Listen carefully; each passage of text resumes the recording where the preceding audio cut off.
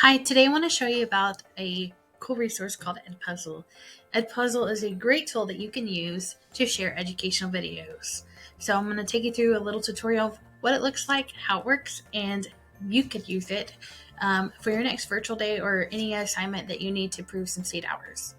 So you're going to go to edpuzzle.com. You're going to log in or sign up, and you are a teacher. You can sign in with your swcu.edu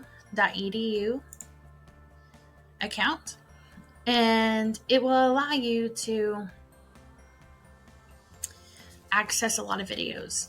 You might be able to tell on the left side of my screen that I already have 2 courses linked to Canvas, and that is totally okay. What I'm going to do is I'm just going to show you about some content. So in Edpuzzle, there's a lot of educational videos for elementary to collegiate age courses that you can use to teach your class. What's really interesting about it is that it has a few things. I'm just going to show you this video, for instance, CNN 10. I know that this is an elementary middle school video, but we're just going to look at it. When we look at CNN 10, this video, we're going to notice a couple of things. A video, you're going to notice a play button, and these little teardrops. These teardrops are questions for the students to answer as they're doing their assignment.